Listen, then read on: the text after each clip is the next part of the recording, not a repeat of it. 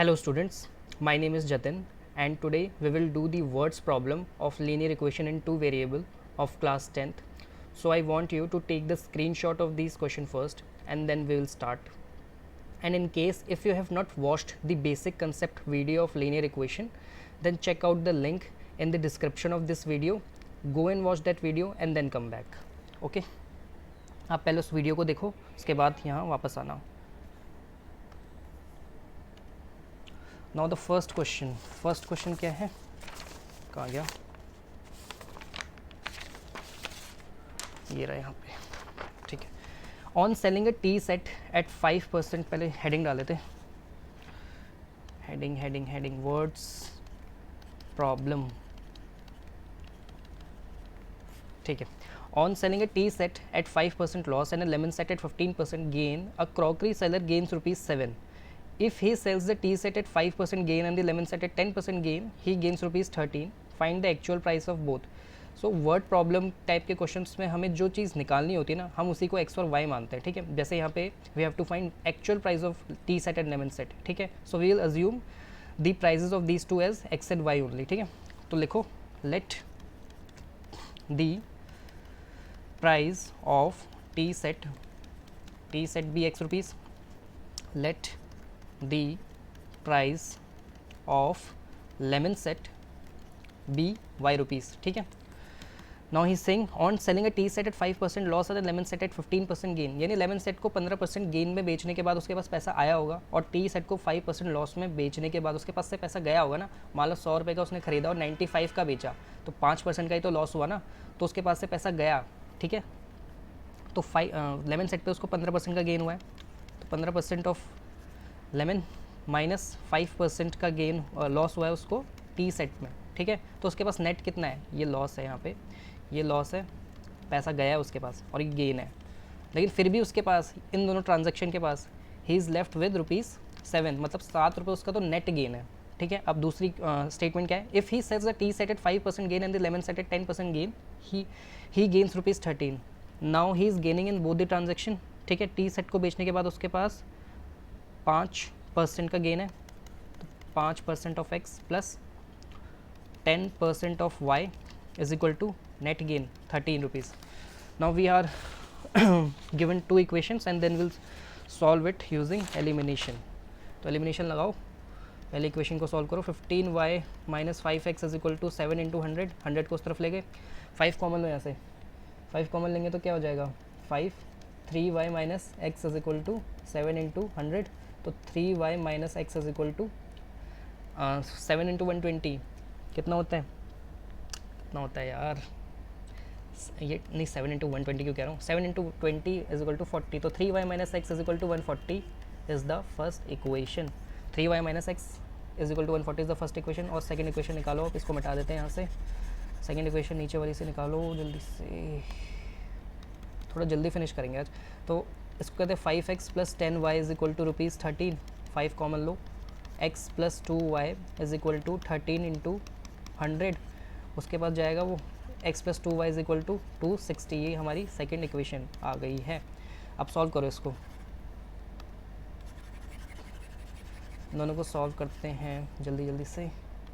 तो ये हो जाएगा आपका x plus 2y is equal to 260. अब यहाँ लिखो minus x plus 3y is equal to 140, cut 5y is equal to कितना हो जाएगा 0 0 4, y is equal to rupees 80. So the price of lemon set is 80 rupees.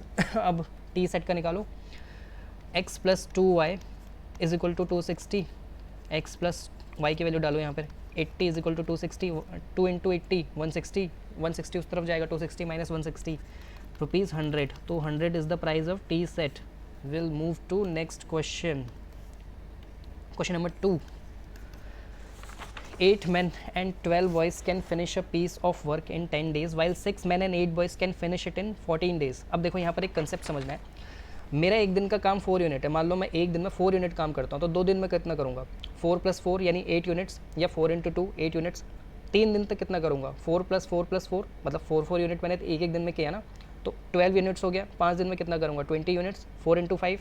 तो यहाँ पर एक फार्मूला बनता है, total work is equal to 1 days, एक दिन का काम 1 days work into number of days, कितने दिन तक काम किया, नंबर ऑफ डेज, उतना मेरा टोटल काम होगा, ठीक है। एग्जाम्पल मैंने दे ही दिया आपको। अब वो कह रहा है 8 men and 12 boys can finish a piece of work in 10 days। तो इस टाइप के क्वेश्चन में ना हमेशा आपको टोटल वर्क को 1 यूनिट मान लेना है, ठीक है। तो let the total work be 1 unit, ठीक है। और यहाँ पे दो इंसान है ना हमारे पास, एक मैन है और एक बॉय है। तो आप पहले क्या निकालोगे, let the man do the whole work in x days, मतलब एक आदमी 1 यूनिट के काम को यानी टोटल काम को एक्स डेज में करता है, ठीक है। तो उसका एक दिन का काम कितना हो जाएगा, his 1 day work, 1 days work will B 1/x। ऊपर वाले फॉर्मूले से देखो 1 हमारा टोटल वर्क है और नंबर ऑफ डेज वो x ले रहा है, तो एक दिन का काम निकालने के लिए नंबर ऑफ डेज को उसके नीचे लेके जाना पड़ेगा ना, तो 1/x, ठीक है। तो वैसे ही 8 बंदे हैं हमारे पास, सो 8 मेंस 1 days वर्क। तो 8 बंदे एक दिन में कितना करेंगे, 1/x एक करेगा, 1/x दूसरा करेगा, तो ऐसे 8 करेंगे, तो 8 × 1/x लिख दूँ। अब लड़के भी हैं हमारे पास, so let a boy do the whole work in Y days. उसको मान लो वो वाई डेज में ख़त्म करता है, तो उसका एक दिन का काम कितना हो जाएगा, his 1 days work will be 1/y units, total work upon number of days is equal to 1 days work, ठीक है। अब वैसे 12 लड़के हैं, सो 12 बॉयज़ 1 day वर्क, हर एक लड़का 1/y करेगा, तो 12 लड़के कितना करेंगे, 1 days work will B 12 × 1/y, ठीक है। तो इक्वेशन अब ये जो 8 आदमी और 12 लड़के हैं वो 10 दिन में काम करते हैं, तो एक दिन में कितना करेंगे, 1/10 करेंगे, मतलब एक दिन में काम तो इन सब ने 1/10 यूनिट्स करा है ना, क्योंकि 10 दिन में वो पूरा कर सकते हैं। तो ऊपर वाला फॉर्मूला लगाओ, देखो टोटल वर्क 1 यूनिट्स और 10 दिन में ये सब मिला के कर सकते हैं, तो वो 10 नीचे आएगा, तो 1 days work of 8 men and 12 boys निकल जाएगा हमारे पास। तो इसको मिटा देते हैं ऊपर से, ये इसको मिटाते हैं यहाँ से, इसको भी मिटा दे जल्दी जल्दी। So total work in 1 day, एक दिन में कितना काम हुआ, total work in 1 day, if they all can complete it in 10 days, तो 1 day वर्क विल बी 1/10। तो 1/10 किसने करा, ये 8 आदमी और 12 लड़कों ने किया, ठीक है। और कितना हुआ है, 1/10, ये 1 day का वर्क है, ठीक है। वैसे ही अब सेकंड स्टेटमेंट में मैं एक एक चीज़ नहीं लिखूंगा, मैं डायरेक्ट इक्वेशन बनाऊंगा, ठीक है। उसने कह रहा है 6 men and 8 boys can finish it in 14 days। अब वो 6 आदमी और 8 लड़के उसको 14 दिन में करते हैं, तो एक दिन में कितना हुआ होगा, 6 men यानी 6/x plus 8/y is equal to 1/14। Solve करो इसको। अब 1/x को u मानो, 1/y को v मानो, ठीक है। जल्दी जल्दी करते हैं। अब ये इक्वेशन हमारी बनेगी 8u plus 12v is equal to 1/10, और यहाँ बनेगी 6u plus 8v is equal to 1/14। दिन में बहुत साउंड आती है यार, डिस्टर्बेंस बहुत होता है। अब मैं इसको 10 को और 14 को ना क्रॉस मल्टीप्लाई कराना नहीं चाह रहा, तो क्या करें, डायरेक्ट सॉल्व करते हैं इसको। पहले u वाले जो u का कोफिशिएंट है उसको इक्वल करो, तो 6 को पूरी ऊपर वाली इक्वेशन से मल्टीप्लाई और 8 को नीचे वाली इक्वेशन से मल्टीप्लाई, तो 6 को ऊपर वाली इक्वेशन से मल्टीप्लाई करेंगे तो 48u plus 72v is equal to कितना हो जाएगा, ये 6/10 और नीचे 8, 48u plus 64v is equal to 8/14, ठीक है। साइन चेंज, ये कट आपको दिख नहीं रहा होगा शायद, उस तरफ से देख लेना। अब तो मैंने कॉन्सेप्चुअल पार्ट तो ख़त्म ही हो गया, सॉल्व वाला है बस। सो 8v अब यहाँ से मेरा आ रहा है 6/10 माइनस 8/14। सॉल्व करो इसको, इसको मिटाना तो नहीं, मुझे भी ज़रूरत पड़ेगी इसकी वापस, ऊपर सॉल्व कर रहा हूँ, जल्दी से सॉल्व करो इसको। कितना हो जाएगा ये, तो 8v is equal to 14 6 84, 80 upon 140 कितना हो जाएगा, 8v इज इक्वल टू 4/140, 2 से कैंसिल करो 2/70, ठीक है। तो 8v इज इक्वल टू 1/35, तो v will be 1/8 into 35, 35 into 8 करना, 8 एक काम करो आप 8 इंटू 30 प्लस 5 लिखो इसको, तो 8 इंटू 30 240 प्लस 40 कितना हो जाएगा 280, तो आपका कितना आ जाएगा 1/280 इज इक्वल टू v की वैल्यू आ गई 1/280। डालो, कोई भी इक्वेशन में डाल दो और u निकालो। आपकी v की वैल्यू आई है 1/280। शिट, तो v की value 1/280, 8u plus 12 into 1/280 is equal to 1/10। सही करा है ना मैंने? हाँ, देखते हैं इसको सॉल्व करके। तो 2 6 ज़ा 2 140 ज़ा 2 3 ज़ा 370 ज़ा, नहीं सॉरी 270 ज़ा। अब इसको उस तरफ लेके जाओ तो ये आपका बनेगा 8u is equal to 1/10 minus 3/70। करो 70 माइनस 30 40, 40 अपॉन, मैं डायरेक्ट कर रहा हूँ, ठीक है? आप इसको कर लेना खुद से। तो आपका आ जाएगा 70 माइनस 30 40, 40 अपॉन 700। तो 8u is equal to 40 upon 700, 8u is equal to 40 upon 700। आपको एलसीएम लेना आता है ना, क्रिस क्रॉस और डिनोमिनेटर आपस में। तो ये हो जाएगा 4 कैंसिल 0। अब ये हो जाएगा 235। तो 8, तो u कितना हो जाएगा आपका 2/35 इंटू 4, नीचे 4 सॉरी 8, ये 2 1 2 2 4 35 इंटू 4 कितना होता है? u is equal to 35 into 4 30 120, 120 plus 20 140।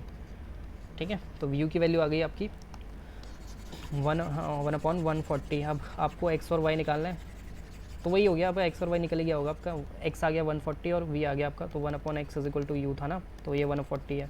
तो ये x इज इक्वल टू 140 और y इज इक्वल टू 280। ठीक है, सेकंड क्वेश्चन का आंसर यही है। तो हमारा जो आदमी है वो उस काम को 140 दिन में कर लेंगे और जो लड़के हैं वो 280 दिन लगाएंगे। ठीक है, next question. It can take 12 hour, question number 3 है ये। It can take 12 hours to fill a swimming pool using 2 pipe. ठीक है, 2 पाइप हैं और वो एक स्विमिंग पूल को 12 घंटे में भर सकते हैं। If the pipe of the larger diameter is use for 4 hours and the pipe of the smaller diameter is use for 9 hours, only half of the pool can be filled. How long would it take for each pipe to fill the pool separately? मैंने आपको बताया जो चीज़ हमें निकालनी है उसी को हम x और y निकालेंगे मानेंगे। ठीक है, तो लिखो 2 पाइप है हमारे पास, एक लार्जर है मतलब एक बड़ी वाली है, एक छोटी वाली है। ठीक है, वो एक स्विमिंग पूल को भर रहे हैं। ये स्विमिंग पूल है नीचे, ये लार्जर है और ये स्मॉलर। अब let the large pipe can fill it in x hours। तो स्मॉल पाइप को क्या मानेंगे? Small pipe can fill it in y hours। ठीक है, अब क्या कह रहा है वो? और let the volume of the swimming pool be v units. Let the volume of swimming pool, वहाँ हमने टोटल वर्क को जैसे 1 यूनिट माना था ना, यहाँ मैं v मान रहा हूँ। Swimming be v cubic units, cubic होता है ना वॉल्यूम, क्योंकि उसमें लेंथ ब्रेथ और हाइट तीनों आता है, तो क्यूबिक यूनिट्स। ठीक है, वो कह रहा है if the pipe of the larger diameter is use for 4 hours. तो अब देखो, अगर जो लार्जर वाली है, लार्जर पाइप है, वो x आवर्स में v यूनिट्स भर सकती है, मतलब यही तो माना है ना हमने कि वो पूरे स्विमिंग पूल को x आवर्स में भर देगी। तो 1 घंटे में कितना भरेगी? तो 1 आवर में वो भरेगी v/x। ठीक है, इन 1 आवर लिख लेना पूरी English. In 1 hour, the larger pipe can fill the swimming pool in v/x unit भर देगी। ठीक है, अब स्मॉलर पाइप कितना भरेगी 1 घंटे में? अगर वो y घंटे में v यूनिट्स भरती है, यही माना भी है हमने, that what we have assumed, तो वो 1 घंटे में कितना भर देगी? v/y। ठीक है, 1 घंटे में v/y भर देगी। इसको काटते हैं ऊपर से।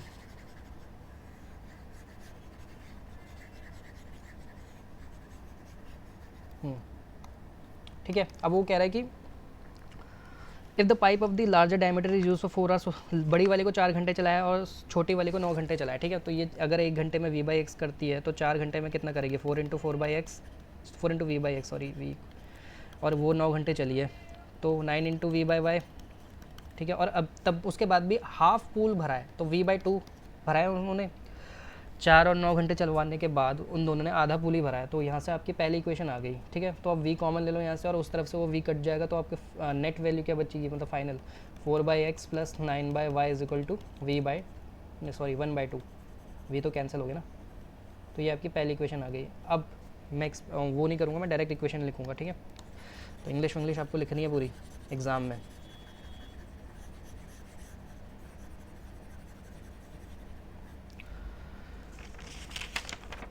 वो कह रहा है कि only half of the pool can fill how long. अब वो पहली स्टेटमेंट में उसने बोला it can take 12 hours to fill the swimming pool using 2 pipes, मतलब दोनों पाइप को अगर हम 12-12 घंटे चलाते हैं ना, तो वो 12 घंटे में वो पाइप वो पूरा जो है ना स्विमिंग पूल भर देंगे। तो उन दोनों को पाइप को अगर हम 12 घंटे चलाएं तो 12 into v by x plus 12 into v by y is equal to, तो पूरा स्विमिंग पूल भर देंगे, यानी वी यूनिट्स पूरा भर देंगे। अब यहाँ से आप वी कॉमन ले लोगे तो आपकी दूसरी इक्वेशन आ जाएगी 12 upon x plus 12 upon y is equal to 1। आपके पास 2 इक्वेशन आ चुकी हैं, सॉल्व कर लो इन दोनों को। अब 1 अपॉन एक्स को यू मान लो, 1 अपॉन वाई को वी मान लेंगे। मैं लिख नहीं रहा तो मैं डायरेक्ट लिख रहा हूँ 4u plus 9v is equal to 1/2।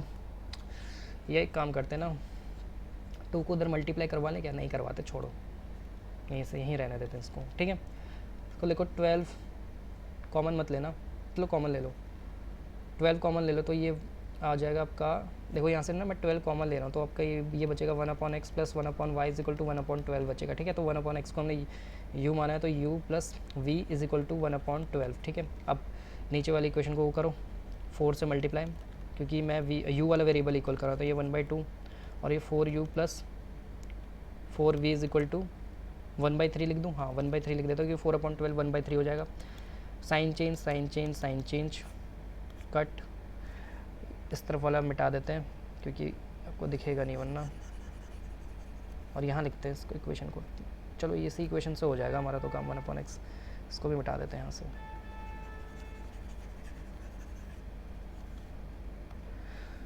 तो ये हो जाएगा आपका 9 माइनस 4 कितना होता है, 9 माइनस 4 कितना होता है, जल्दी करो, 5 is equal to 1 upon 2 minus 1 upon 3 1 upon 6। अरे यार ये देखो ना, 1 अपॉन 2 माइनस 1 अपॉन 6 कितना होता है, 3 माइनस 2 हो जाएगा, वो 1 हो जाएगा ऊपर और नीचे 6 नहीं बचेगा, तो v की वैल्यू आपकी आ गई 1 अपॉन 30, ठीक है। v नीचे जाएगा ना, अब u की वैल्यू निकालो, 4u प्लस 9 इंटू 1 अपॉन 30, ऊपर वाली इक्वेशन में डाल रहा हूँ मैं 1/2 4u is equal to 1/2 minus 9/30, ठीक है। यहाँ पर इसको 15 से मल्टीप्लाई कराते हैं, एलसीएम ये यहाँ पे 15 इंटू 15 करेंगे तो 15 माइनस 9 कितना होता है 6 अपॉन 30, तो u की वैल्यू आ गई आपकी कितना हो जाएगा ये 2 10 1 अपॉन 20, हाँ 1 अपॉन 20 आपका आ गया u। और हमने 1 अपॉन एक्स को क्या माना था, u माना था, तो 1 अपॉन 20, तो जो बड़ा वाला पाइप है वो 20 घंटे में भर देगा और जो छोटा वाला है वो 30 घंटे में भरेगा, ठीक है, 30 घंटे में भर देगा। तो आपका आंसर आ गया 20,30। Question number 4। देखो इस वीडियो में मैं सिर्फ क्वेश्चन नंबर 12 तक करूँगा, मेरे पास टोटल क्वेश्चन जो है वो 20 हैं, तो इस वीडियो में 12 तक होगी और 13 ऑनवर्ड्स नेक्स्ट वीडियो में डालूंगा, ठीक है, क्योंकि इस वीडियो में जगह नहीं थी उस पेज को इंक्लूड करने की, तो मैंने डाला भी नहीं। Question number 4, question number 4, the students of a class are made to stand in rows, if one student is extra in each row there would be 2 rows less, if one student is less in each row then there will be 3 rows more, find the total number of students। अब यहाँ पे total number of students निकालना है हमको, ठीक है। लेकिन यहाँ पे एक चीज़ और दी हुई है कि रोज़ और स्टूडेंट का खेल है, तो आप क्या मानोगे इस टाइप के क्वेश्चन को, ये बहुत इंपॉर्टेंट क्वेश्चन है, आएगा इस बार पक्की बात है। Let the number of rows, या एक काम करते हैं, let the number of student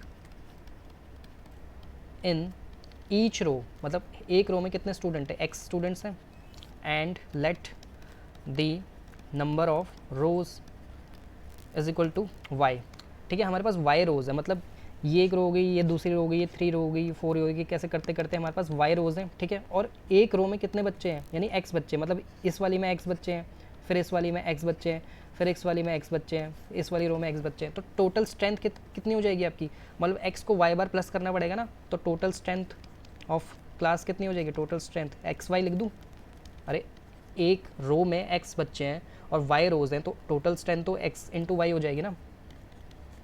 I hope आपको समझ में आ गया होगा ये total strength of the class xy, ठीक है। अब वो क्या कह रहा है, if one student is extra in each row, अगर हर एक रो में हम एक बच्चा बढ़ा दें तो 2 रो कम बनेंगी, हम लगा लो पहले बच्चे बैठे हुए तो हर एक रो में एक एक बच्चा वो दो लास्ट वाली 2 रो से हटा के डाल दिए, तो वो 2 रोज़ कम हो गई। देखो अभी तो ये हमने रोज़ को क्या, नंबर ऑफ़ स्टूडेंट को क्या माना है, एक्स माना है ना, तो हर एक रो में एक ऐड हो रहा है एक बच्चा, इफ़ 1 स्टूडेंट, ठीक है। तो हमारी 2 रोज़ कम बनी है, तो y-2, लेकिन total strength of this school मतलब class will be the same ना, विल रिमेन सेम।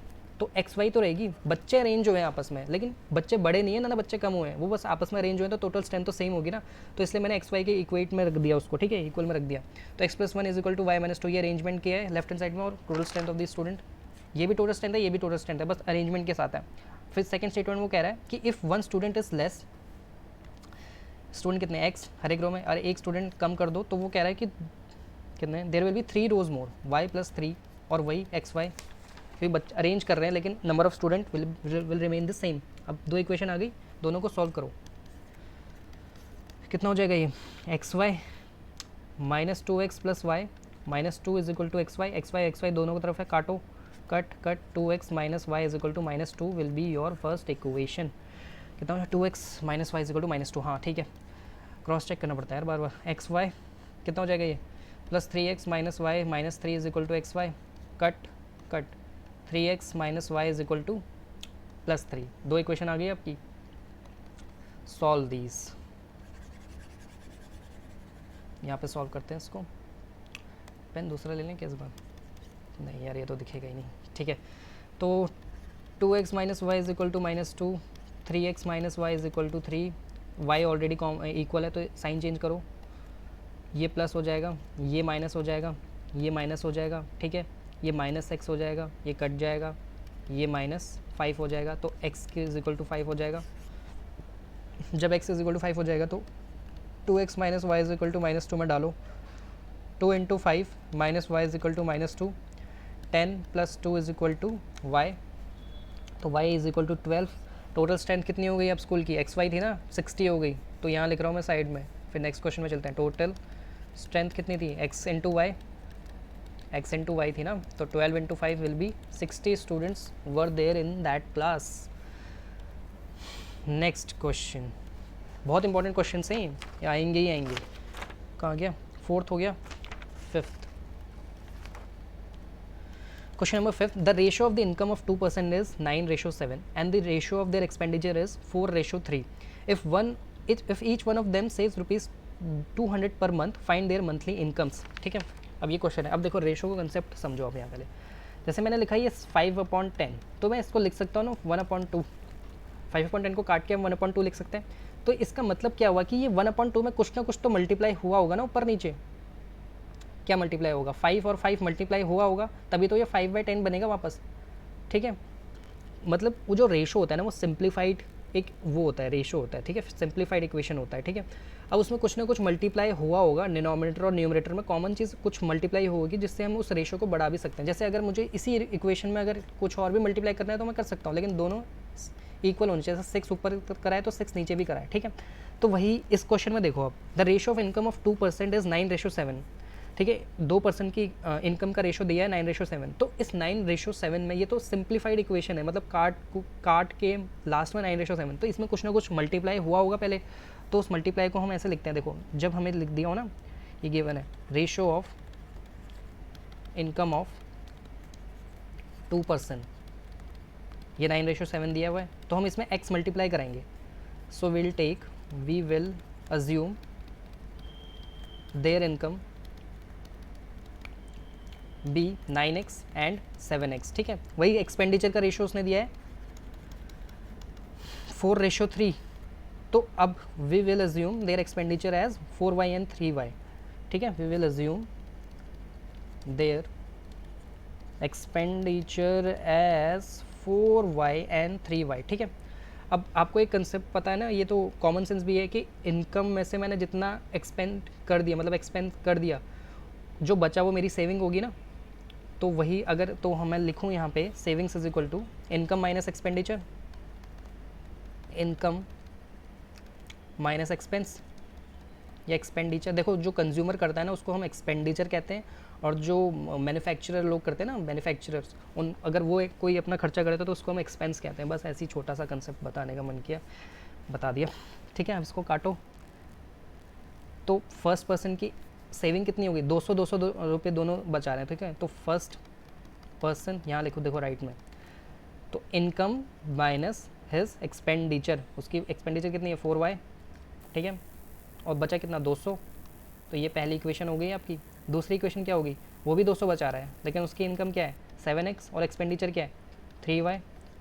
ये आ गई आपकी सेकेंड इक्वेशन। अब बस कुछ नहीं करना, दोनों को सॉल्व करना है, तो हम इसको मिटा लेते हैं यहाँ से।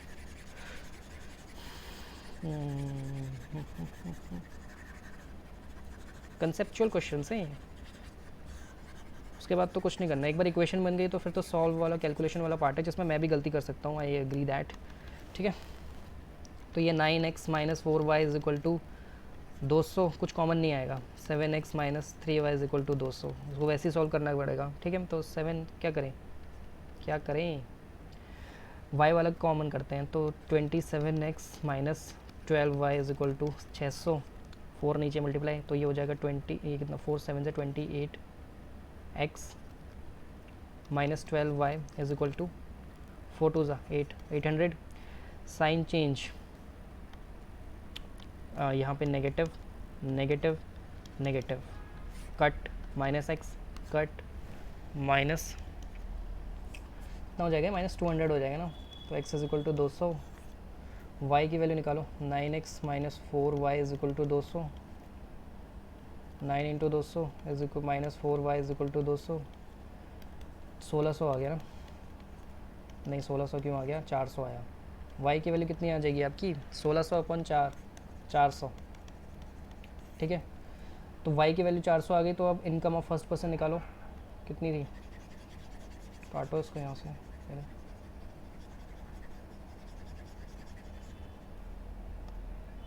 Income of first person 9x ना, 9 इंटू 9x थी ना, 9 इंटू 200 कर लो, उसकी इनकम है 1800, तो एक्सपेंडिचर कितना हो जाएगा उसका 7 इंटू 200, नहीं 7 इंटू 400, सॉरी, एक सेकेंड भाई, अगर एक्सपेंडिचर उसका 9 इंटू 200 1800 आया, तो एक्सपेंडिचर बच रहे हैं 200, दोनों ही 200 बचा रहे हैं क्या, मैंने कुछ गड़बड़ कर दी क्या इस क्वेश्चन में। The ratio of the 2% is, देखो मैंने 9x माइनस 4y, हाँ तो 4y है ना, अरे एक सेकेंड, हाँ एक्सपेंडिचर का 4 है ना, 4 सॉरी, ये 1600 आ गया, हाँ। तो अब देखो सेविंग्स हो गई ना 200 की, तो इनकम ऑफ सेकेंड पर कुछ नहीं, बस वो पढ़ने में गलती हो गई, सेकेंड पर्सन कितनी हो जाएगी, अब मैं यहाँ से देखता हूँ, 7 इंटू 200, दूसरे वाले की इनकम है 1400, उसका एक्सपेंडिचर कितना है 3y यानी 1200, 3 इंटू 400, हाँ ठीक है 1200, देखो इसकी इनकम है 1400, एक्सपेंडिचर है 1200 और सेविंग उसने करी है 200 की, तो मतलब हमारे आंसर सही है क्योंकि दोनों ने 200 रुपये बचाए ना। क्वेश्चन नंबर 6 में अगर हम आ गए हैं, तो a person sold a chair and a table together for 1520 while making a profit of 25%। कह रहा है कि एक चेयर बेची है उसने 25% प्रॉफिट में।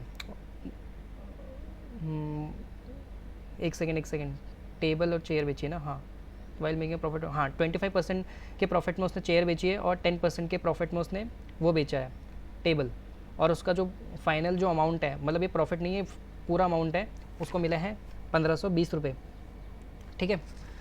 तो let the cost price of chair be x rupees, let the cost price of table be y rupees, ठीक है। अब उसने ये बेचा, ठीक है, मतलब उसको x रुपीज़ तो मिले प्लस 25% इसका और मिले, और फिर उसने y को 10% पे बेचा मेरे ख्याल से, हाँ y रुपीज़ तो मिले, इसका 10% और मिला, और टोटल उसको मिला 1520। कुछ नहीं, अब इसको सॉल्व करना है, तो ये हो जाएगा 125x, यार इसको कैसे, मन नहीं करता मेरा बड़ी बड़ी इक्वेशन सॉल्व करने का। 110y is equal to 1520 into 100, common लो 5 कॉमन हो गया तो क्या हो जाएगा 25x प्लस 5 2 10, 22 हाँ ठीक है, 22y 1520 इंटू 20, क्योंकि वो नीचे जाएगा ना 500 के, 5 कॉमन लिया है यहाँ से, इसी इक्वेशन को सॉल्व कर रहे हैं अभी हम। सेकेंड इक्वेशन क्या कह रहा है, second statement, by selling them together for 1535 he would have made a profit of 10% on chair and 25% on table similar equation है, बस प्रॉफिट परसेंटेज अलग हो गया है कि अब वो 10% चेयर में कमा रहा है, तो चेयर का उसको मिला होगा, एक्स तो मिला ही होगा, इसका 25% मिला, फिर वाई तो मिला, वाई का वाई प्लस वाई का कितना मिला, चेयर का 10 है और वाई का 25 है, मतलब टेबल का 25% है और उसको टोटल मिला है 1535 रुपये। दोबारा कॉमन कॉमन कॉमन पहले सॉल्व करते हैं इसको। ये हो जाएगा 110 x upon 100 plus 125 y, LCM लिया है यहाँ पे, इज इक्वल टू 1535, ऊपर सॉल्व कर रहा हूँ, फिर दोबारा वो आएगा कॉमन, 5 कॉमन आएगा। मैं एक बार दोबारा चेक कर लेता हूँ, मैंने क्वेश्चन गलत नहीं बनानी चाहिए ना।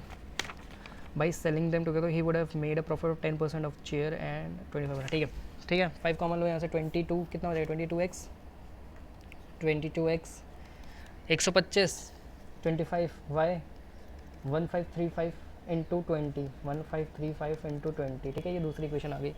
अब सॉल्व करो, इसको मिटा देते हैं। ओ ओ ओ शिट शिट शिट, अंडो अंडो अंडो अंडो अंडो, ये नहीं मिटाना, ये मिटाना है।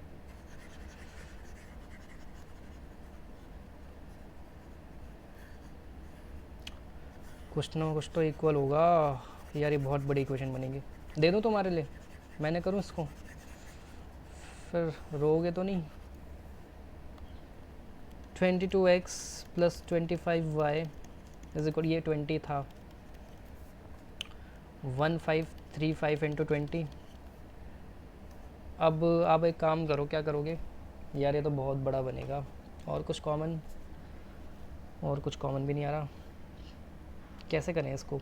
दोनों को प्लस कर लें एक बारी, फिर एक बारी दोनों को माइनस, उससे क्या होगा? मुझे इसका डर है सर। हाँ चलो एक बारी ऐसे करते हैं ना, दोनों को एक बारी प्लस कर देते हैं और दोनों को एक बारी माइनस कर देते हैं, मतलब ये दो इक्वेशन है ना हमारे पास, तो इन दोनों को प्लस कर देते हैं पहले। तो कितना हो जाएगा ये, 25 plus 22 47x plus 47y is equal to 1535 into 20 plus 1520 into 20। तो 20 कॉमन लो, 1535 प्लस 1520, 5 3 5 15 15 30। ठीक है, ये हो जाएगा 30555 इंटू 20। अब इन दोनों इक्वेशन को एक बारी माइनस करो, इन दोनों इक्वेशन को, ये एक बारी प्लस करने के बाद हमारे पास ये आई है ना, तो एक बारी माइनस करो इनको।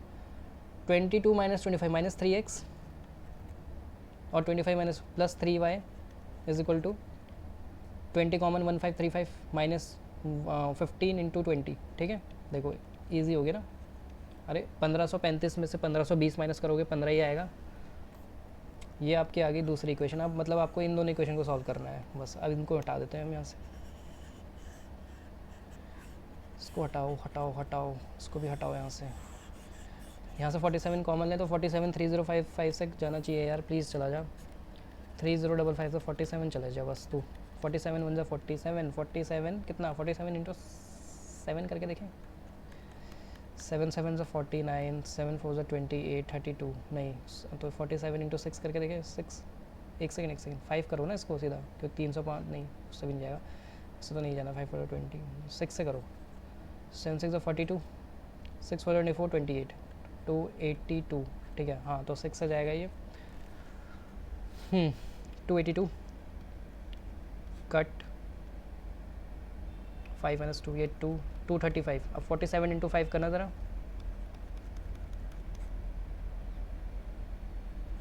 हाँ ठीक है, चला जाएगा। 47 इंटू 5 इज इक्वल टू 235। तो आपका दूसरी इक्वेशन बनेगी x plus y is equal to 20 into 235, 20 into 65 पर है ना, 65, 20 इंटू 65। ठीक है, अब ये दो इक्वेशन को सॉल्व करना है आपको, ये ब्लू वाली और ये नीचे वाली। करो सॉल्व इसको, ऊपर करते हैं इसको सॉल्व। यहाँ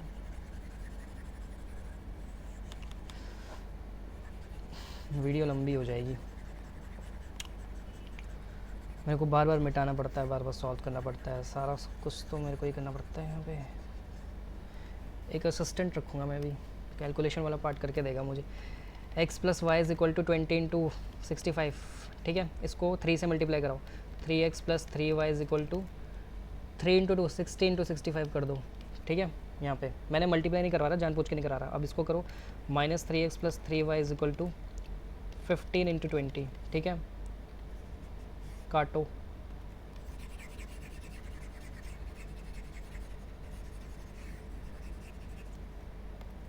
कट 6y = क्या कॉमन लोगे, 20 कॉमन लोगे इसमें से, 20 कॉमन ले लिया तो अंदर क्या बचा, 3 × 65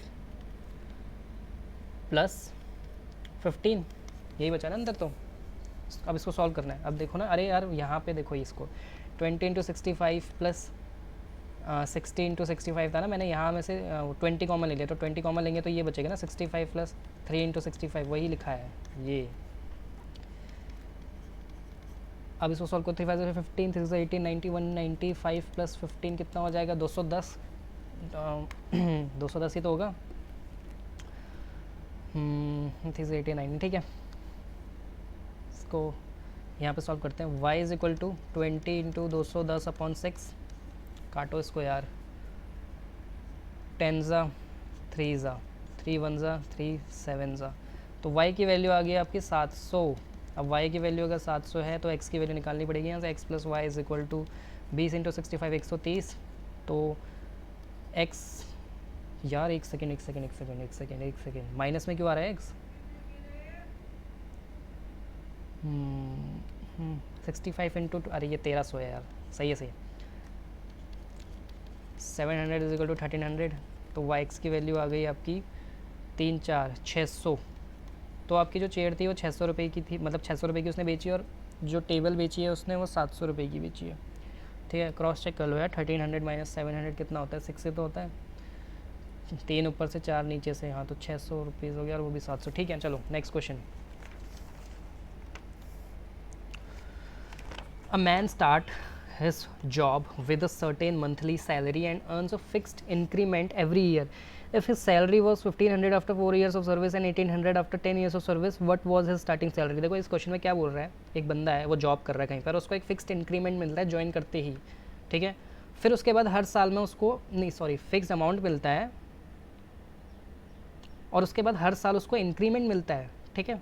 एक फिक्स, और टोटल 4 साल वो काम करता है विद सर्टेन मंथली सैलरी, और उसको 4 साल बाद 1800 रुपये मिलते हैं। तो एक जो ज्वाइन करते ही उसको पैसा मिला, उसकी सैलरी, तो लेट हिज, जिसको इसने बोला है मंथली सैलरी, मतलब एक महीने बाद उसको x रुपीज़ मिले, और वो कह रहे हैं कि हर साल में उसको ना एक इंक्रीमेंट मिलता है, तो let that increment be y rupees, let the increment be rupees y, ठीक है। कितने साल काम किया, 4 साल काम करा है, तो x तो मिलेगा ही मिलेगा, प्लस 4y, 4 साल का इंक्रीमेंट, क्योंकि y + y + y + y, ठीक है, तो 4 बार मिलेगा ना उसको इंक्रीमेंट, और टोटल उसके पास कितना है, सैलरी वॉज 1500, ठीक है। फिर 10 साल बाद उसको 1800, तो वही एक फिक्स्ड प्लस 10 साल का इंक्रीमेंट, 10y = 1800, ये बोला हुआ है उसने, ठीक है। अब इन दोनों को सॉल्व कर लो, माइनस माइनस माइनस, कट, बहुत इजी था ये तो क्वेश्चन। -6y = कितना, -30 300, तो y = 50, है ना, हाँ। तो 50 रुपये का उसका इंक्रीमेंट है, ठीक है। 50 रुपये का उसका इंक्रीमेंट है। x की वैल्यू निकालो यहाँ से, x + 4y = 1500, x + 4 × 50 200, 1500 में से माइनस करना 200, तो उसकी जो मंथली सैलरी थी या एक सर्टेन जो उसको मिल रहा था वो 1300 रुपये था, ठीक है। नेक्स्ट क्वेश्चन, 50 रुपये का इंक्रीमेंट और 1300 रुपये उसकी सैलरी। अब बोट कवर्स 30 किलोमीटर, देखो बोट एंड स्ट्रीम का क्वेश्चन है, मैं तो पहले कंसेप्ट समझाऊंगा, टेंशन मत लो। अब boat covers 32 kilometre upstream and 36 kilometre in downstream in 7 hours. Also it covers 40 kilometer upstream and 48 kilometer downstream in 9 hours. Find the speed of the boat in still water and that of stream. अब देखो ये एक boat होती है, देखो boat and stream का ना concept थोड़ा समझ लो पहले। ये एक नाव है और ये धारा है, ठीक है, मतलब नदी है नीचे, ये नदी है, तो ये एक बार नीचे जाएगी, ठीक है, इसको कहते हैं हम डाउन स्ट्रीम, मतलब स्ट्रीम के साथ साथ। फिर एक बोट है, फिर ये नदी है, ठीक है, नदी, तो ये जब नदी ऊपर जाएगी तो ये अपस्ट्रीम जाएगी, ठीक है। तो अब मानो स्ट्रीम की स्पीड को हमेशा आपको v मानना है। स्ट्रीम स्पीड को आप क्या मानोगे, v मानोगे, v किलोमीटर पर आवर। मान लो जो धारा की जो चाल है वो 1 किलो, अरे नदी देखी है ना आपने, नदी तो वो जो फ्लो करती है उसकी भी तो अपनी एक स्पीड होती है। और बोट की स्पीड को आप मानोगे u kilometre per hour. Boat की speed, let the speed of boat be u kilometre per hour. अब देखो जब ये नाव है वो जब स्ट्रीम के साथ साथ जाएगी तो उसकी स्पीड बढ़ जाएगी ना, क्योंकि स्ट्रीम की जो स्पीड है वो भी तो उसको सपोर्ट करेगी। तो उसकी जो डाउन स्ट्रीम स्पीड है वो कितनी हो जाएगी, डाउन स्ट्रीम स्पीड, इसके लिए लैपटॉप सीधा है कि नहीं, डाउन स्ट्रीम स्पीड कितनी हो जाएगी उसकी, v plus you kilometre per our.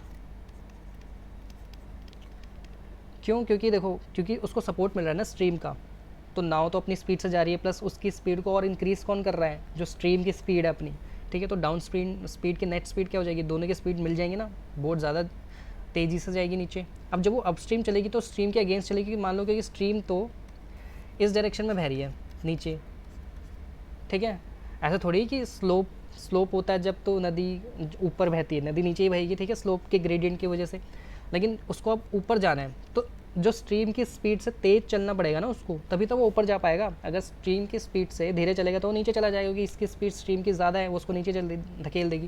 लेकिन अगर उसको ऊपर जाना है तो जो अपनी बोट की स्पीड है वो ज़्यादा रखनी पड़ेगी, और नेट स्पीड उसको ऊपर जाना है ना, तो नेट स्पीड आपकी कितनी हो जाएगी, अप स्ट्रीम की speed, upstream speed will be v minus u, और v माइनस यू ही करना पड़ेगा हमको, sorry u minus v, boat की स्पीड को, हाँ u माइनस वी, क्योंकि बोट की स्पीड ज़्यादा करनी पड़ेगी ना तभी तो ऊपर चढ़ पाएगा, u minus v kilometre per hour, ठीक है। तो अपस्ट्रीम स्पीड आ गई, डाउन स्ट्रीम स्पीड आ गई आपके पास, ठीक है। तो यही एक कॉन्सेप्ट था छोटा सा, और कुछ नहीं है इसमें। इसको हटाते हैं, इसको भी हटाते हैं यहाँ से। अब वो कह रहा है अब बोट कवर्स 32 किलोमीटर अपस्ट्रीम। अब आपने एक फॉर्मूला पढ़ा होगा ना, speed is equal to distance upon time science में। तो वो कह रहा है कि 32 किलोमीटर वो अपस्ट्रीम गया है, तो और डाउन स्ट्रीम आया 36 किलोमीटर, तो उसका जो टोटल टाइम है वो 7 आवर्स है। मतलब दोनों ऊपर जाने का भी नीचे आने का उसने दोनों मिला के 7 घंटे लिया। तो टाइम को उधर ले जाओ तो डिस्टेंस अपॉन स्पीड हो जाएगा, ठीक है। 32 किलोमीटर वो अपस्ट्रीम गया है, 32 अपॉन में स्पीड कितनी है अपस्ट्रीम में, u माइनस वी, फिर 36 किलोमीटर डाउन स्ट्रीम है तो 36 upon u plus v, total उसने 7 घंटे लिए। ये अपस्ट्रीम का टाइम है, टाइम देखो साइड में टाइम, और ये डाउन स्ट्रीम का टाइम है, डाउन स्ट्रीम का टाइम, ठीक है। टोटल उसको लग रहे हैं 7 घंटे। तो एक काम करो, अब u माइनस वी को x मान लो और u प्लस वी को y मान लो, फिर दोबारा आपको ये लेना पड़ जाएगा, फिर इसको 1/a/1/b लेना पड़ जाएगा, ठीक है। चलो ले लेंगे, कोई बात नहीं, ईजी करने के लिए इसको मिटा देते हैं यहाँ से। सिमिलर स्टेटमेंट में वो क्या कह रहा है नीचे, also it covers 40 kilometre upstream and 48 kilometre down stream in कितने घंटे, 9 आवर्स। तो सिमिलर इक्वेशन नीचे भी बनाओ, 40 kilometre upstream plus 48 kilometre down stream 9 घंटे में। तो इसको भी लिख लो आप, 40/x plus 48/y is equal to 9। अब क्या करो, आप दोबारा से 1/ वही एलिमिनेशन वाला सॉल्व जो करते हैं हम, 1/x और 1/y को a और b मानना है इस बार, ठीक है। u और v क्योंकि हमने वाटर स्ट्रीम की स्पीड को माना है, तो 1/x को आप मानो a, 1/y को मानो b, तो 32a plus 36b is equal to 7। कुछ कॉमन भी तो नहीं आएगा, फिर दोबारा हमें इसको यहाँ से, यार ये बड़ी वाली इक्वेशन, चलो दोनों को प्लस करो फिर दोनों को माइनस करो, करते हैं उसको वैसे ना, डायरेक्ट कर सकते हैं कि हम, नहीं यार बहुत बड़ा हो जाएगा, 40 कौन मल्टीप्लाई कराता रहेगा, 32 36, वो प्लस करो इनको एक बारी, a 2 6 7 सॉरी, ठीक है। 72a प्लस ये कितना हो जाएगा b, 8 और 6 14, और ये 84b इज इक्वल टू 9 और 6 कितना होता है 16। यहाँ से कुछ कॉमन आ रहा है क्या, 16 कॉमन आना चाहिए, 16 की टेबल में नहीं आता भाई, 7 ही है ना, कॉमन क्या लोगे, 64 ले लो, क्योंकि 12 भी कॉमन नहीं आ सकता, कि 4 ही आएगा कॉमन। ये 8 9 तो 72, 8 की टेबल में 84 नहीं जाता, तो 8 भी नहीं आ सकता कॉमन, 6 12 नहीं, 6 भी नहीं, 4 आएगा यार कॉमन, 4 1 ज़ा 4, 4 3 ज़ा 12, 13, सॉरी कितना होता है 72, 4 की टेबल 18, 18 4 ज़ा 72 होता है ना, हाँ। तो ये 4 ले लो यहाँ से common, 18a plus 21b is equal to 4, ये आपकी हो गई पहली इक्वेशन। 4 कॉमन लिया और 16 के नीचे भेज दिया, ठीक है। First equation. सेकंड इक्वेशन, अब दोनों को एक बारी माइनस करो। 32a minus 40 minus 8a, 36 minus 48 कितना हो गया, माइनस 12b, फिर इसको यहाँ से माइनस करो, -2। अब यहाँ से तो 2 कॉमन ईजीली आ जाएगा। -4a plus -6b is equal to -1। अब उसको इधर लिया, उसको इधर लिया, तो 4a plus 6b is equal to 1, ठीक है। 2 इक्वेशन आगे सॉल्व कर लो।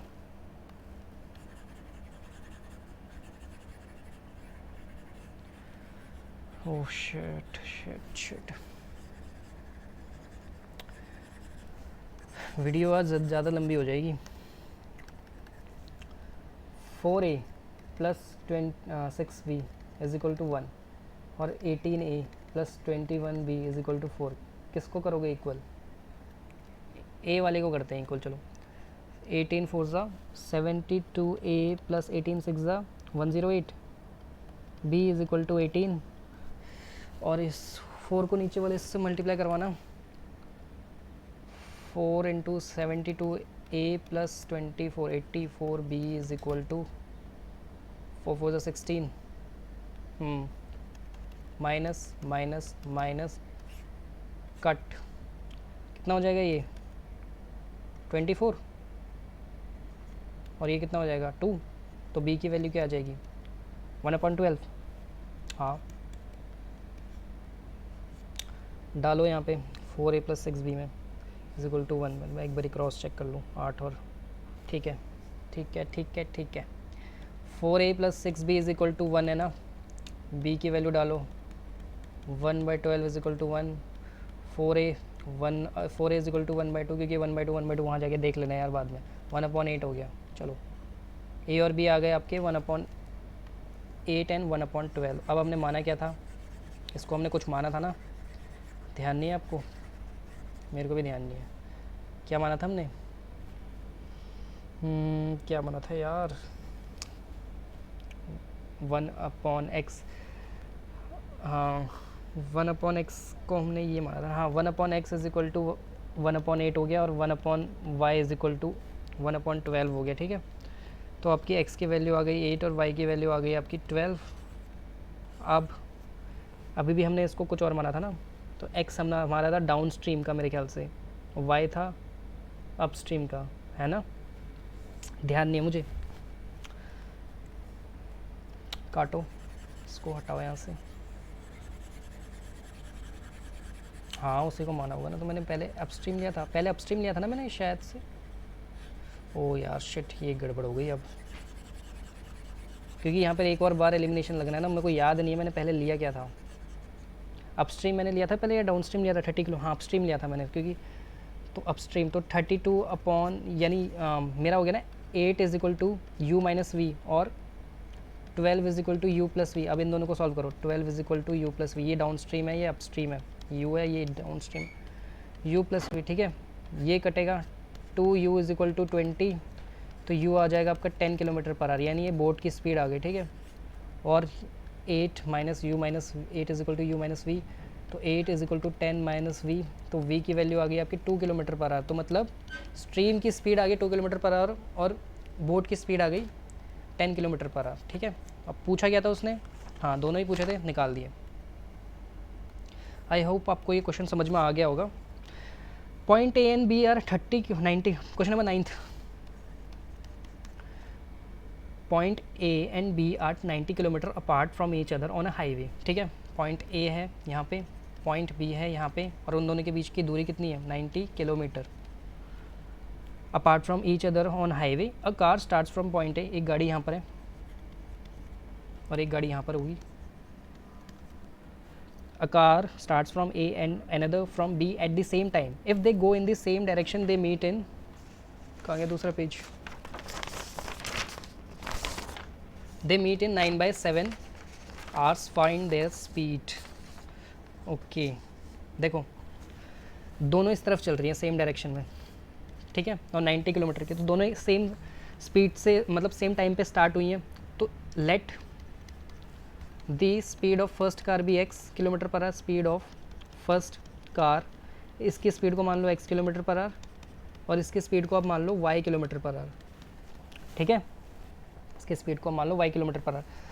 अब उन्होंने डिस्टेंस कितना ट्रैवल किया होगा, तो देखो अगर ये 9/7 आवर्स में मिलती है ना एक दूसरे से, कहाँ गया, मान लो यहाँ पे मिलती हैं ये क्यू पॉइंट में, क्यू में ये दोनों गाड़ियाँ मिलती हैं, तो जो ए गाड़ी है वो ज़्यादा चली होगी ना, ज़्यादा डिस्टेंस कवर किया होगा, क्योंकि ये पीछे थी और ये पीछे से यहाँ पे आई है, इसने बी को यहाँ टच किया, तो यहाँ पर ए और बी दोनों आ गई हैं गाड़ी, ठीक है, ए और बी गाड़ियाँ दोनों आ गई हैं।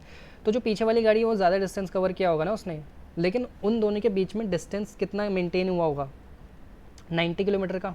पहले तो 90 किलोमीटर का ही था ना, बाद में ए ने अपनी स्पीड जो है वो बढ़ाई होगी थोड़ी, तभी तो उसने ए और बी को मतलब उसने वो कर लिया, मतलब नहीं बढ़ाई नहीं होगी, एक्स की स्पीड ही ज़्यादा होगी, तभी तो वो क्यू पॉइंट में मिलेगी ना जो बी वाली गाड़ी से, क्योंकि उसकी स्पीड इंक्रीज़ होती रहेगी और बी तो अपनी वाई की स्पीड से चल रहा है जो कि कम होगी, ठीक है। तो ए ने, बस मैं ये बताना चाह रहा हूँ यहाँ पे कि ए ने ज़्यादा डिस्टेंस कवर किया होगा और बी ने इससे कम, और दोनों के बीच का डिस्टेंस है 90 किलोमीटर, और डिस्टेंस हम कैसे निकालते हैं, स्पीड इंटू टाइम, ठीक है।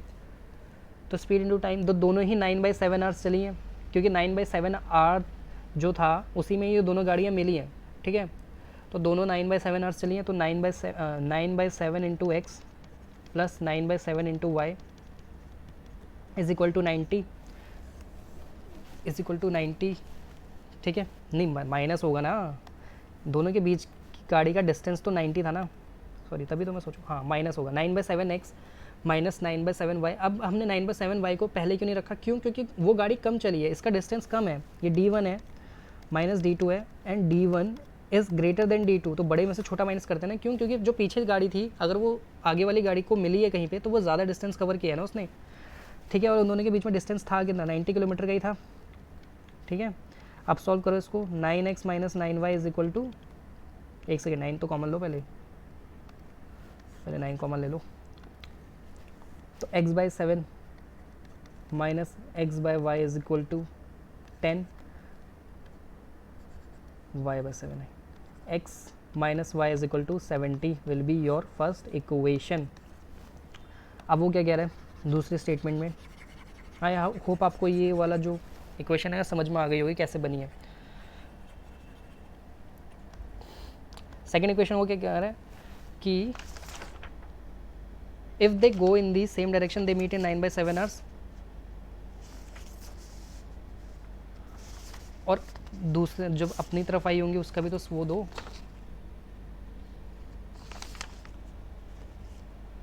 एक सेकेंड कहाँ गया क्वेश्चन,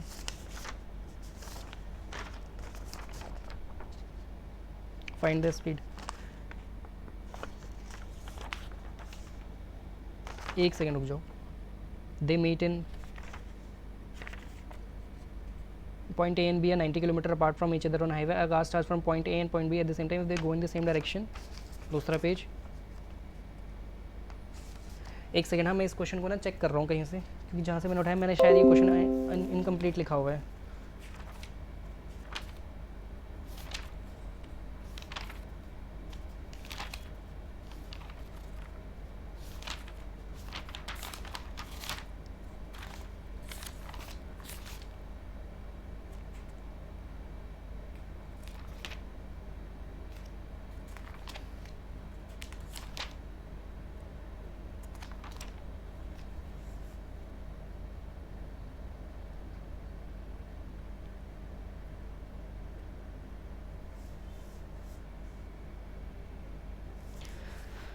सॉरी, इस क्वेश्चन में ना थोड़ी सी वो कर लो, थोड़े चेंजेस कर लो। जब मिली है ना ये दोनों, तो ये 9 आवर्स में मिली है, और जब ये अपोजिट डायरेक्शन में मिली है, मतलब ये क्वेश्चन आपका ऐसे बनेगा, क्वेश्चन कहाँ गया, इफ़, मैं लिख रहा हूँ यहाँ पे, if they travel in same direction, अगर वो सेम डायरेक्शन में जा रही है यानी पॉइंट क्यू पे जा रही है, तो वो 9 घंटे में मिलती है, ठीक है, 9 hours. And if they travel in opposite direction, ये एक लाइन और ऐड कर लो और 9/7 को 9 कर लो और उसके बाद ये लाइन लिख लो, if the travel in opposite direction they meet in 9/7 hours. ये 9 में कन्फ्यूज़ हो गया होगा तो इसलिए मैंने वो क्वेश्चन ढंग से नहीं लिखा, ठीक है।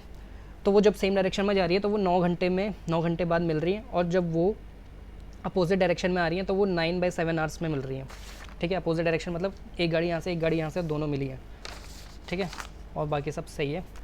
तो वही जो पीछे वाली गाड़ी है वो ज़्यादा डिस्टेंस कवर किया होगा और उसकी स्पीड थी x, तो 9x, क्योंकि 9 घंटे बाद दोनों मिल रही है तो 9 घंटे चली होगी और वो भी 9 घंटे चली होगी, दोनों के बीच में डिस्टेंस कितना है 90, तो x माइनस वाई विल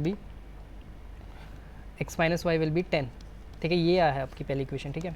नीचे वाली को काट दो। अब वो अपोजिट डायरेक्शन में चल रही है, ठीक है, तो अपोजिट डायरेक्शन में चलेंगी। अपोजिट डायरेक्शन का मतलब ये देखो, ये गाड़ी यहाँ पर है, ये गाड़ी यहाँ पर है, ठीक है, ये इस तरफ आ रही है, ये इस तरफ आ रही है, तभी तो अपोजिट डायरेक्शन हो गई ना। देखो ये इस तरफ और ये इस तरफ है। अब वो मिल रही हैं कितने घंटे में, 9/7 आवर्स में मिल रही हैं। तो 9/7 आवर्स में ये दोनों मिल रही हैं, तो 9/7 आवर्स दोनों चली होंगी, क्योंकि 9/7 आवर्स में तो दोनों मिली हैं।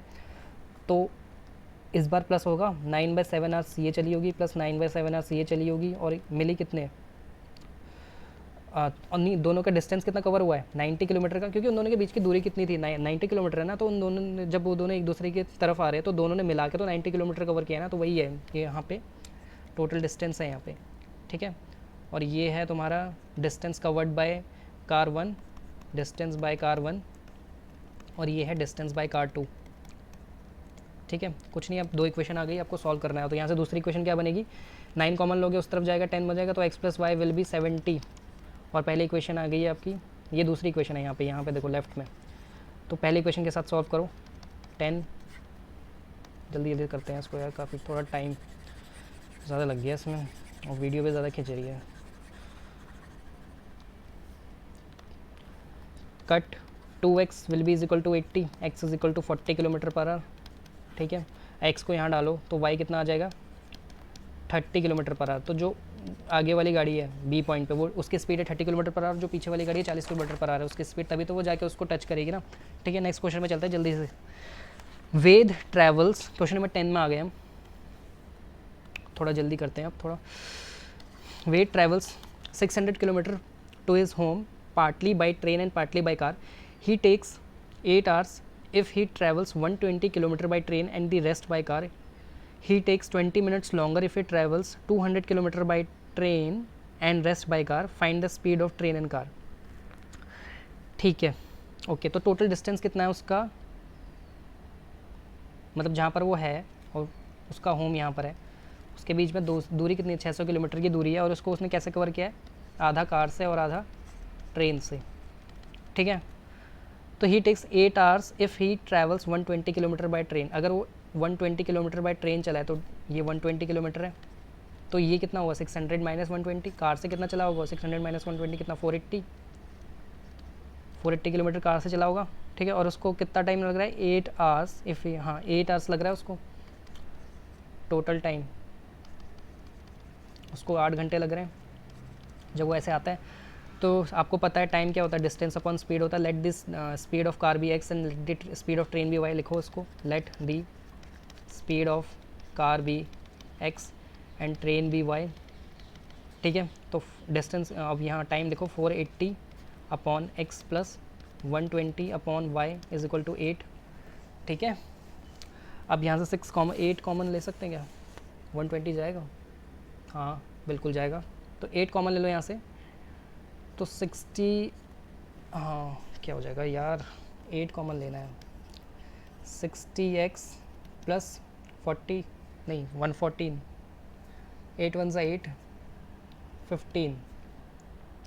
15 हाँ सही है 15, ये x क्यों नीचे है x यार, ये हो जाएगा 8 कैंसिल। तो आपकी इक्वेशन बनेगी 60 upon x plus 15 upon y is equal to 1। ये फर्स्ट इक्वेशन है आपकी, ठीक है। दूसरे स्टेटमेंट में क्या कह रहा है, he takes 20 minutes longer if he travels 200 kilometre by train. 200 kilometre by train ही है ना, हाँ ठीक है। तो अगर वो 200 किलोमीटर ट्रेन से, यार ये साउंड आ रहा है बाहर से, 200 किलोमीटर वो ट्रेन से ट्रैवल करता है तो कार से कितना करेगा 400, क्योंकि टोटल तो 600 है ना। तो वही दूसरी इक्वेशन आपकी बनेगी, कार का हमने x लिया ना, तो 400 upon x plus 200 upon y, और 20 मिनट ज़्यादा है, मतलब 8 घंटे 20 मिनट, तो 8 20/60, तो ये हो जाएगा 8 1/3, ये हो जाएगा 25/3 is equal to 400 upon 200 upon y upon x. ठीक है, इसको और सॉल्व करो, यहाँ पे इसको अब मिटा देते हैं। 2 इक्वेशन आ गई है आपकी, दोनों को सॉल्व करना है बस, और कुछ नहीं करना। 2 क्वेश्चन इसके बाद और बचे हैं। ठीक है, क्या कॉमन लोगे? 25 कॉमन लोगे, ले लो 25 कॉमन, कितना हो जाएगा 408, सॉरी 16 अपॉन एक्स, इसमें से ले रहा हूँ मैं, यहाँ से ये यहाँ पे 25 कॉमन लिया है, तो अंदर बचेगा 16 upon x plus 8 upon y is equal to 25/3, 25 cancel, तो आपकी इक्वेशन बनेगी 16 upon x plus 8/y is equal to 1/3। ये आपकी दूसरी इक्वेशन आ गई है। आप क्या करोगे, वही 1/x को क्या मानो, u मानो, 1/y को v मानो, लिखो 16u प्लस 8v, और कुछ कॉमन नहीं आ सकता, 1/3, और यहाँ लिखो आप 60u plus 15v is equal to 1। अब दोनों को सॉल्व करना है, बस को हटा दें, क्या ज़रूरत पड़ती है वैसे इन इक्वेशंस की। चलो काट देते हैं यार, नहीं काटना था, चलो काट देते हैं, मुझे बस यही दोनों तो चाहिए। काटो, शेट, फिर दोबारा यहाँ बड़ा, क्या करें, प्लस कर ले दोनों को एक बारी, ये नहीं होना चाहिए कभी भी यार। सोचने में जितना टाइम लगा रहा हूँ उतने देर में मैं कर भी दूँ। छोड़ो यार, इस बार क्या प्लस करना है माइनस करना है, सीधा मल्टीप्लाई करो, 16 × 6 करो, 960 u plus 8 6 480 v is equal to 20, क्योंकि 60/3 20 हो जाएगा, और 16 को नीचे करो, 960 u प्लस 16 × 15, 15 15 ज़ा 225, 225 plus 15 225 235 240 v is equal to 16 minus minus minus, cut यहाँ करता हूँ साइड में, आपको दिखेगा नहीं, एक सेकंड, इसको क्यों मिटा दिया मैंने, minus minus minus cut, 480 minus 240 कितना हो जाएगा 0, 8 में से 4 के 4, 240 v इज इक्वल टू 4, तो v की वैल्यू आपकी आ गई 1/60, v की वैल्यू 1/60 आ गई, डालो 16u plus 8v is equal to 1/3, 16u ये u है प्लस 8/60 इज इक्वल टू 1/3। हे भगवान कुछ गलत ना हो जाए बस। 4 किसकी टेबल से काटोगे, कितना 4 की टेबल से काटो ना, 4 2 ज़ा 8, 4 15 ज़ा 60, ठीक है, तो ये हो जाएगा 16u is equal to 1/3 minus 2/15। करो इसको सॉल्व यार, यहाँ कर रहा हूँ इसको लेफ्ट में, ठीक है, 16u is equal to 15 minus 6, 15 minus 6 will be 19, 19/3। यार क्यों आ रहा है ऐसे फ्रैक्शन में, इतना वो करने के बाद भी ना गलत आता, तो फिर 15 माइनस 6 तो 19 हो जाएगा, 19/15, कुछ गड़बड़ हो रही है। 4 25 कुछ ना कुछ तो गड़बड़ है यार।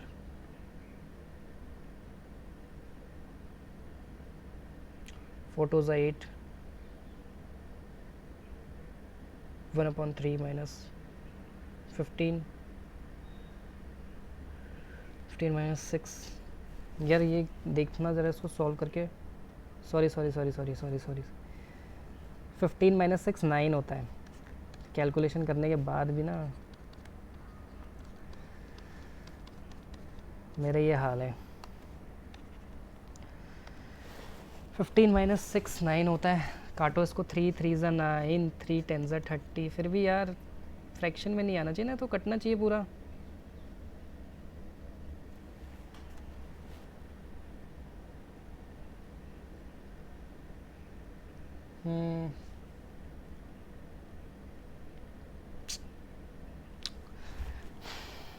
करो इसको, हो सकता है मैं सही कर रहा हूँ, v इज इक्वल टू 3/160 लिख दूँ, ठीक है। कुछ मैंने गड़बड़ की है, मेरे को ऐसा लग रहा है, क्योंकि इसका आंसर देखो मैं चेक कर लेता हूँ, इसका फ्रैक्शन में तो नहीं है, क्योंकि मैं फालतू में डाउट ना कर रहा हूँ।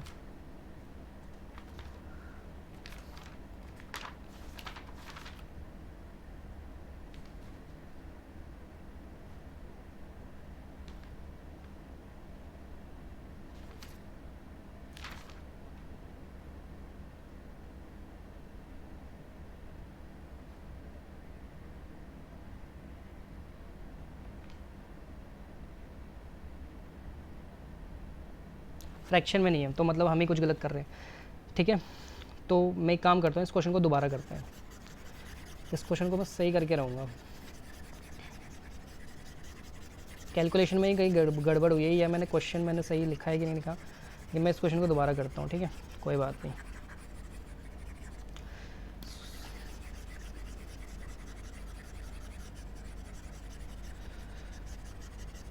हो सकता है मैंने सही भी निकाला हो यार, ये सही कैसे हो जाएगा जब एग्जैक्ट आंसर है। देखो 600 किलोमीटर पूरा था, 600 किलोमीटर पूरा था to his home, he takes 8 hours if he travels 120 kilometre by train and the rest by, तो 600 कितना हो जाएगा ये, 480 बाय, कार से कितना है 480 और ट्रेन से 120 है ना। क्वेश्चन भी चेक कर लेता हूँ मैं, 120 किलोमीटर 200, ठीक है ठीक है ठीक है ठीक है ठीक है। तो इसमें 120 हम ऐड करेंगे तो 600 में बनता है, ठीक है। तो let the speed of car be x, let the speed of train be y, और कितना घंटे लग रहा है, 8 घंटे लग रहे हैं। क्या कॉमन लोगे, 8 कॉमन लोगे, 8 जब मैंने कॉमन लिया तो 8 6 48 होता है, 60/x प्लस 8 की टेबल से जाएगा ये, शायद यहाँ पे करी है 8 1 से 8, हाँ जाएगा ना 15 जब 15/y इज इक्वल टू 8, तो ये cancel, cut cut 60/x plus 15/y is equal to 1, ये हो गई आपकी पहली इक्वेशन, ठीक है। तो एक काम करें 15 और कॉमन ले लेते हैं यहाँ से, तो 15 कॉमन ले लेंगे तो 4/x plus 1/y is equal to 1 हो जाएगा। क्या बात हुई यार, वही तो बात हुई, 1/15, ये हो गई आपकी पहली इक्वेशन। दूसरी इक्वेशन वो कह रहा है 200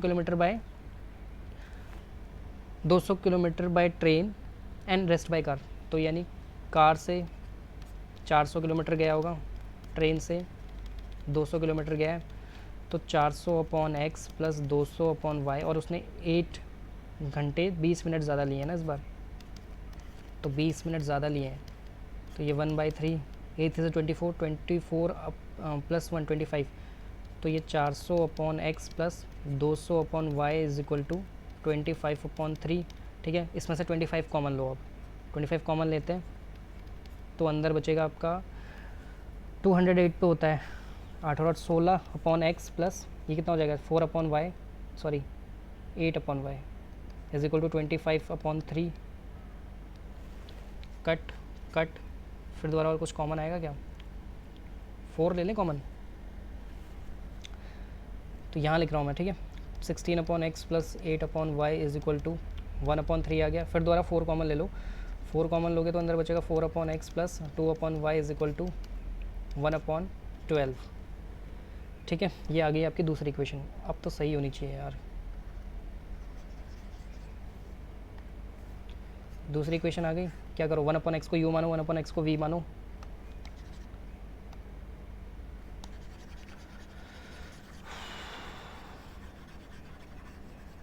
इसके बाद 2 क्वेश्चन और हैं, 1/x को u और 1/y को v मानो, क्या करोगे 4u plus v is equal to 1/15, और ये हो जाएगा ये दोनों 4 इस बार, 4u plus 2v is equal to 1/12, cancel cancel cancel, cut, minus v is equal to 1/15 minus 1/12, minus v is equal to ऊपर ये 12 माइनस 15, और ये 15 इंटू 12 कितना होता है 15 10 फिर 150 150 प्लस 30 180 कितना हो जाएगा ये -3/180 और ये हो जाएगा तुम्हारा, हाँ ये माइनस नीचे से आएगा ना, तो 1/60 विल बी योर वी। अब सही है, 1/60 will be your v, thank God अब सही आ गया। इसको हटाते हैं यहाँ से, ऊपर से ही हटाता हूँ, इसमें डाल देते हैं 4u plus 2 into 1/60 is equal to 1/12। अब इसको काट देते हैं,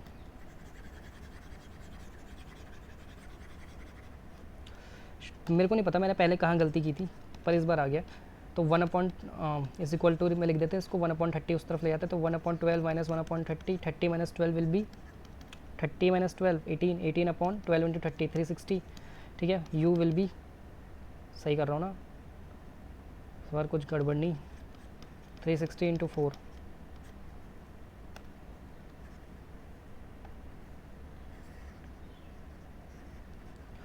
सॉल्व करना है इसको। u इज इक्वल टू 2 9 ज़ा 2 2 ज़ा 9 1 ज़ा 9 4 ज़ा, तो आ गया 1/80, ठीक है। u की वैल्यू आ गई आपकी 1/80, तो मतलब, और आपने माना क्या था 1/x को, u माना था ना, 1/x को u माना था या 1/y को, क्योंकि ट्रेन की स्पीड कार की स्पीड से कम हो गई। 1/80 और 1/y को अपने 1/y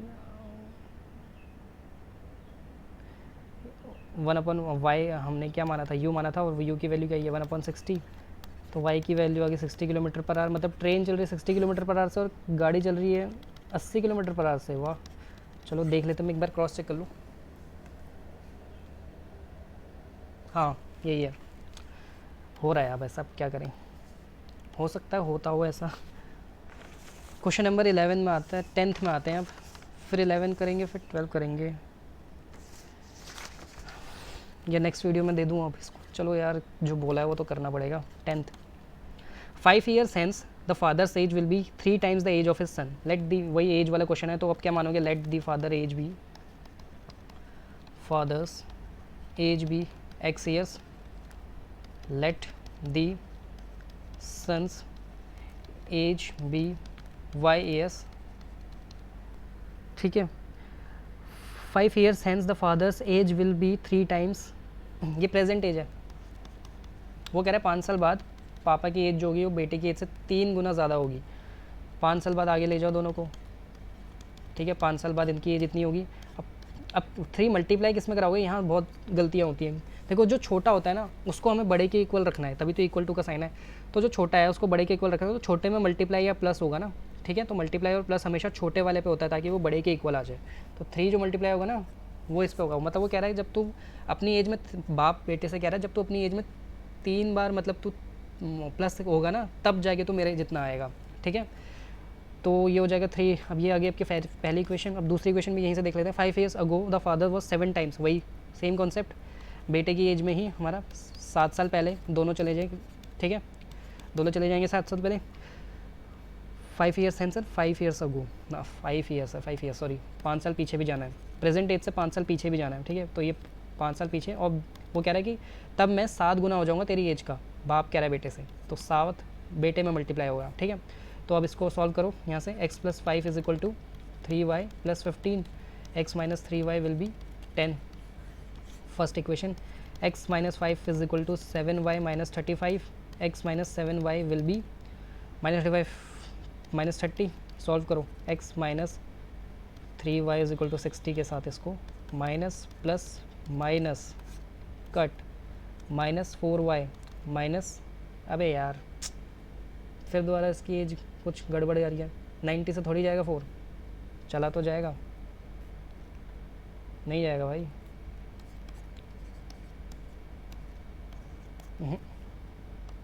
फिर फ्रैक्शन में क्यों आ रहा है, अब तो मैंने सब कुछ सही किया है।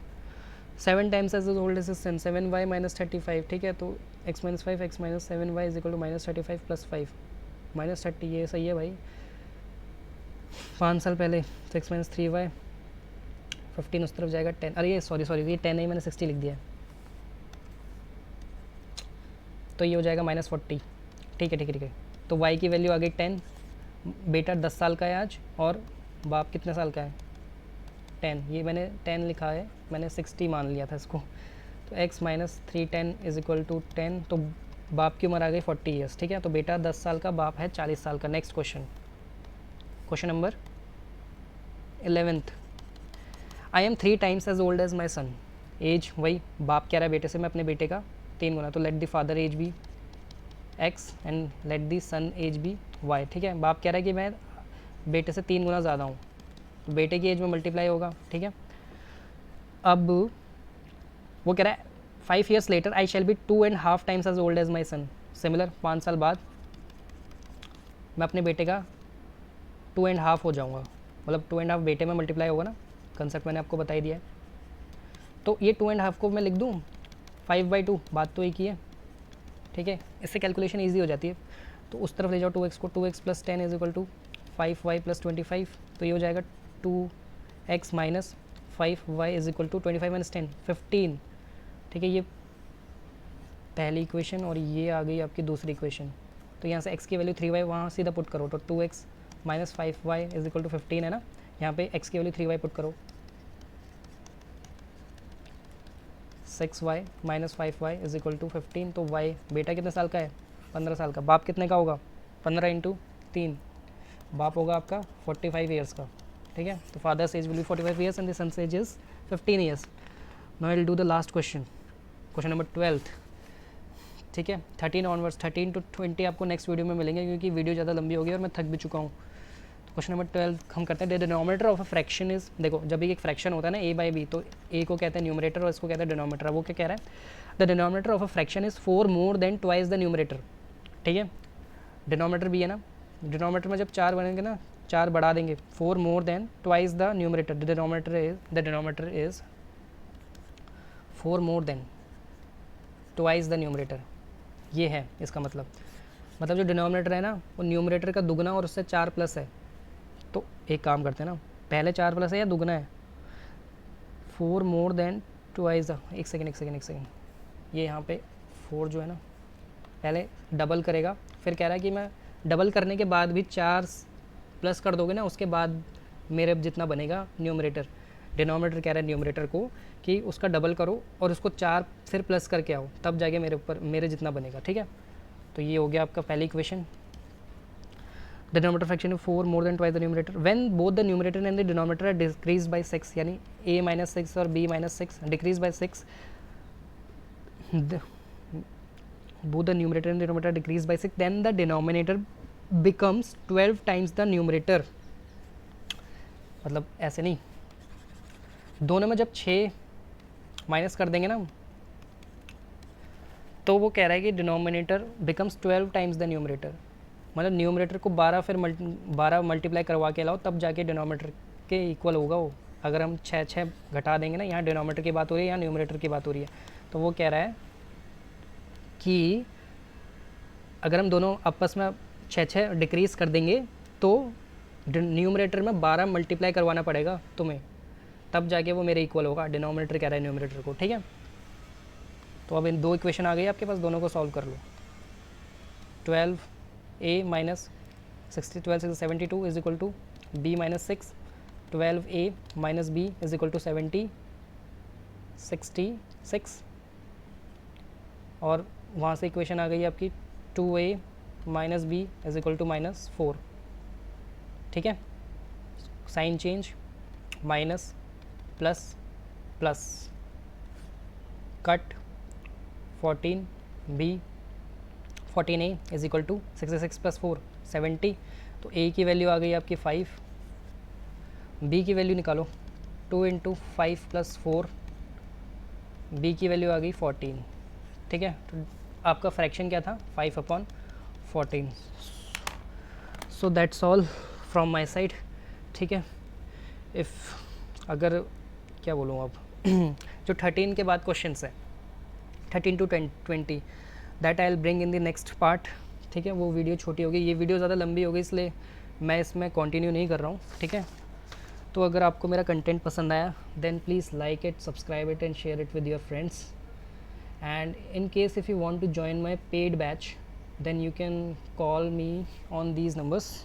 वो मुझे बताना है आपको जब भी आना, जब आपको मेरा टीचिंग स्टाइल पसंद हो, ठीक है। पसंद आया तो इन 2 नंबर पे मुझे कॉल कर लो, तो आपके डाउट्स भी मैं ले लूँगा 7045, और ज़्यादा इंटरेक्शन भी होगा हमारा। वो 00555262, ये 2 नंबर मेरे हैं, ठीक है। इनमें कॉल या मैसेज, ऊपर वाला जो है वो व्हाट्सएप का है और कॉल दोनों का है, नीचे वाला सिर्फ कॉलिंग का है, ठीक है। अगर आपको मेरा पेड बैच ज्वाइन करना है तो इन 2 नंबर पे मैसेज और कॉल कर लो। उससे क्या होगा, पेड बैचेस में मैं डिफरेंट वैरायटी ऑफ क्वेश्चंस और करवा पाऊंगा, और प्लस थोड़ा इंटरेक्शन रहेगा, तो आपके डाउट में और अच्छे से ले पाऊंगा, ठीक है। ये क्योंकि ये वीडियो तो यूट्यूब में अपलोड हो जाएगी, ठीक है। Okay, thank you so much.